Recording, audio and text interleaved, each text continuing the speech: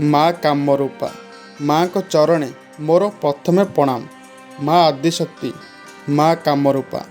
ଆପଣଙ୍କ କୌଣସି କାମ ଯଦି ଅଧାରେ ଅଟକି ଯାଇଛି, ମା ତାକୁ ପୂରା କରନ୍ତି।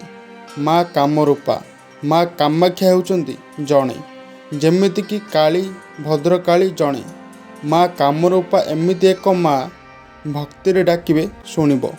ଆପଣ ନିଜେ ଅନୁଭବ କରିବେ ମାଙ୍କ ମହିମା। ରାତିରେ ଶୋଇବା ସମୟରେ ବାରମ୍ବାର ଖରାପ ସ୍ୱପ୍ନ ଦେଖୁଛନ୍ତି, ମନ ଭିତରେ କହିବେ ଭକ୍ତିରେ ମା କାମରୂପା, ଦେଖିବେ ମାଙ୍କ ଚମତ୍କାର। ସିଏ ଏତେ ମମତାମୟୀ, ଆପଣ ତା'ର ଭକ୍ତ ବନିଯାଆନ୍ତୁ, ଦେଖିବେ ମାଙ୍କ ଚମତ୍କାର। କିଏ କହେ ମା ରାଗି? ନାହିଁ ଆଜ୍ଞା, ମା ରାଗି ନୁହେଁ। ଆପଣ ପ୍ରେମରେ ଡାକିବେ, ମା ମମତାମୟୀ ରୂପରେ ଦର୍ଶନ ଦେବ। ତାନ୍ତ୍ରିକ ବିଦ୍ୟା କରି ଡାକିବେ, ଉଗ୍ର ରୂପରେ ଦର୍ଶନ ଦେବ। ସାଧାରଣ କଥା। ମା କାମରୂପାଙ୍କୁ ଯେଉଁମାନେ ଭକ୍ତି କରନ୍ତି, ବଡ଼ ବଡ଼ ବିପଦ ଟଳି ଯାଇଥାଏ।